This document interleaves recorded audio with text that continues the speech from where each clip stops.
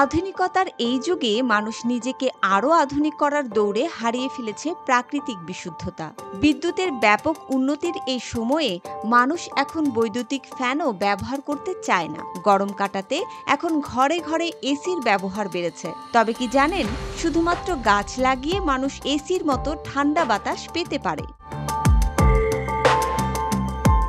নিম গাছ, যেটি পরিবেশগতভাবে খুবই উপকারী। এটি খুব বেশি মাত্রার দূষণ সহ্য করতে পারে এবং শুষ্ক মৌসুমে পাতা পড়ে গেলেও সেগুলোতে নতুন পাতা চলে আসে খুব দ্রুত। নিম গাছের পাতা তুলনামূলকভাবে বেশি পরিমাণে সীসা শোষণ করে। ধূলিকণা, carbon die oxide, sulphur oxide এবং নাইট্রোজেনের মতো দূষক শোষণ করার ক্ষমতা নিম গাছের রয়েছে।